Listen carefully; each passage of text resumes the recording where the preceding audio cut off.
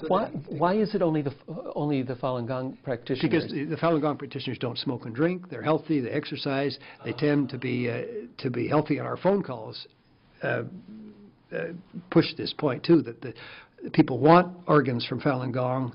That's why they would phone the hospitals and ask them if they have Falun Gong available, or prisons if they have them available for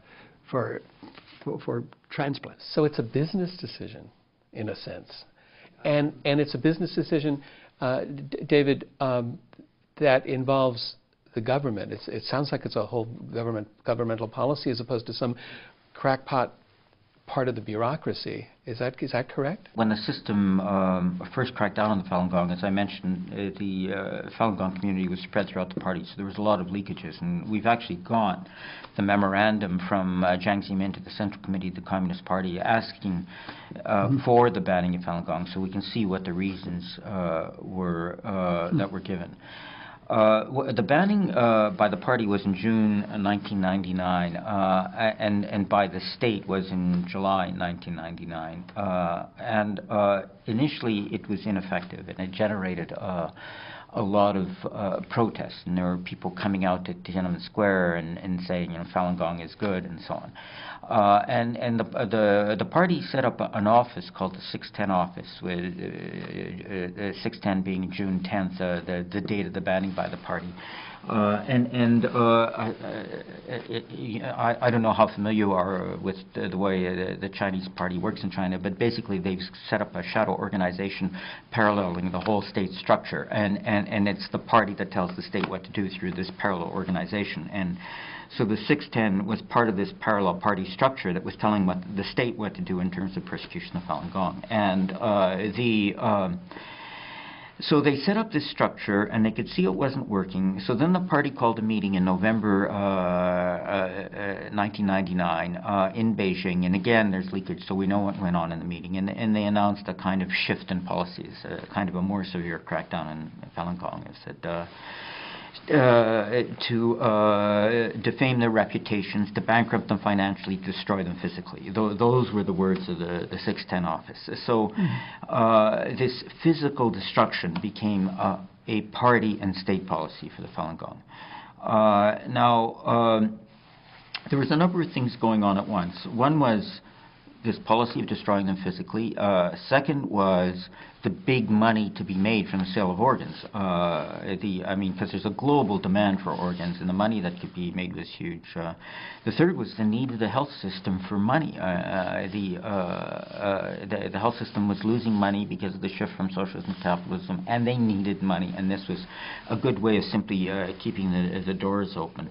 Another factor was the nature of the military, because the military in China is not a defense activity only, or even an invasion activity only. It's in a conglomerate business, and the military is involved in hospitals, including transplant hospitals, as a way of making money for the military.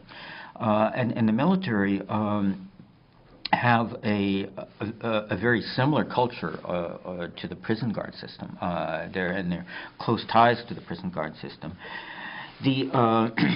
There's also, of course, the demonization and marginalization of the Falun Gong. I mean, although this demonization was not the awful things that were said and believed about the Falun Gong were not the reason for the banning.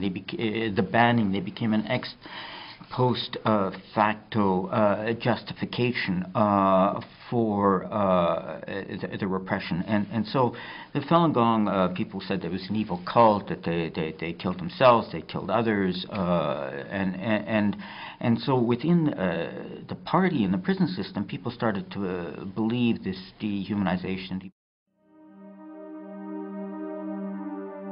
The Chinese government is in reality controlled by the shadow government of the Chinese Communist Party, and this fact needs to be understood when discussing issues in China.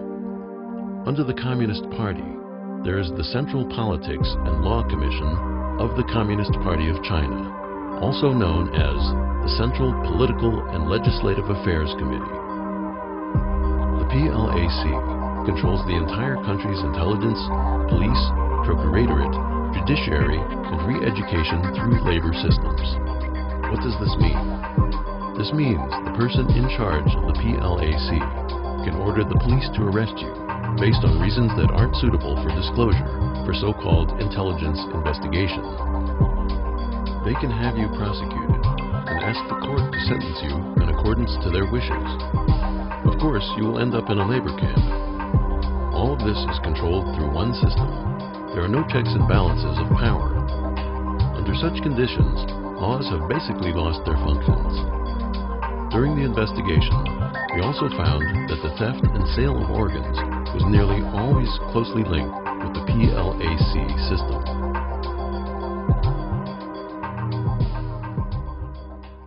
China has not had a donation system till last year, and even the donation system they last set up last year has generated 0 donations. Well, 37. Was it 37? 37 in 1 year across China. Those are the so I mean it's you know statistically 0, and they don't have a law allowing sourcing from the brain dead, cardiac, alive accident victims. They're virtually the sole source of organs. I mean, if you went with your relative to a hospital, you could make a donation, but virtually the sole source is prisoners, and it was started off prisoners sentenced to death and then executed. But and China executes a lot of people, but you know, as the demand for transplants increased, it eventually bumped up against the ceiling of the execution totals, and so they needed the money. They had this huge demonized population, and the population of the Falun Gong, they were doing, in the end, or now what they're doing is about 10,000 transplants a year. But the population of the Falun Gong in these re-education labor camps is in the hundreds of thousands. So they had this huge organ donor bank that was available. A lot of money to be made. These were non-persons. Policy was destroy them physically. I mean, we don't have a policy directive saying kill them for their organs, but it's the confluence of these events. The party for sure knows they're being killed for their organs. I mean, it's the military is doing it, and the military is obviously part of the state. So so I would say in terms of complicity and in terms of knowing it's there and not doing anything to stop it, in terms of criminal intent, I think it's there.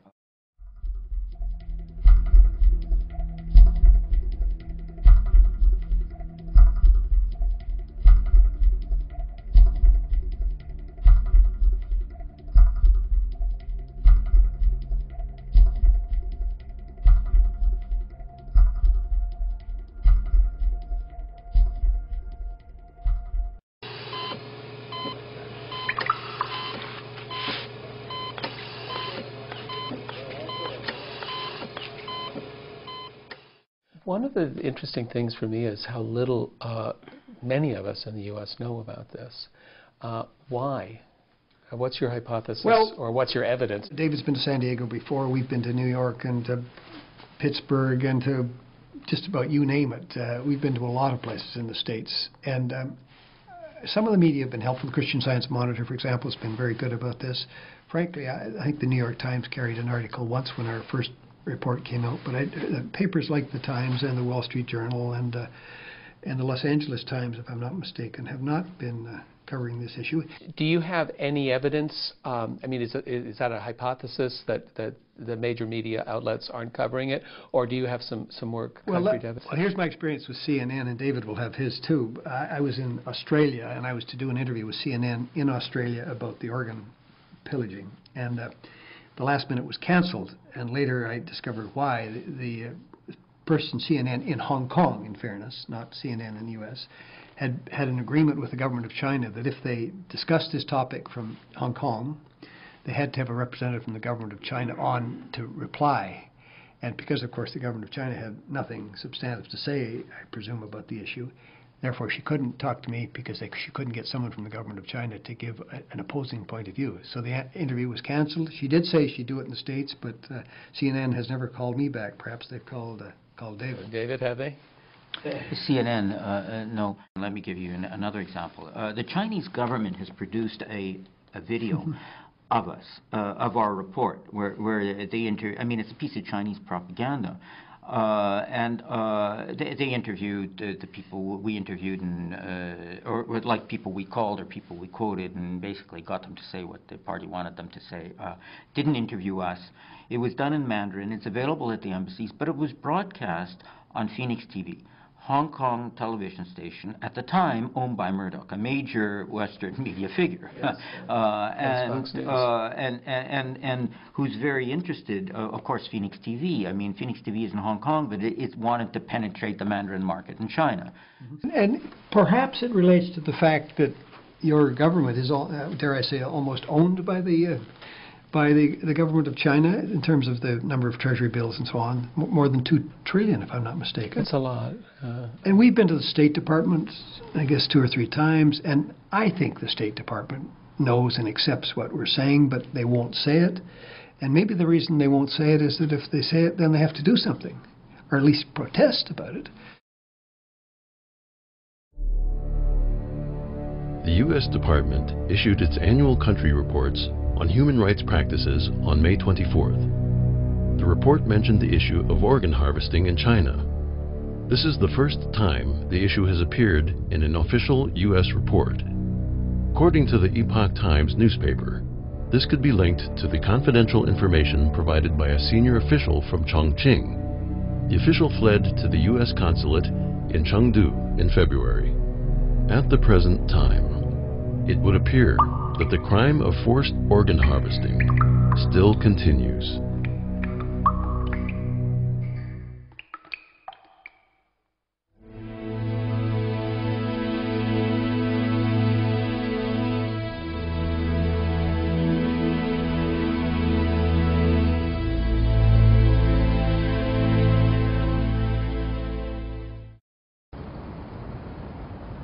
在法轮功学员被迫害的13年中，仅仅前2年，中共官方的统计就有超过10万人被劳教，很多人到现在仍旧行踪不明。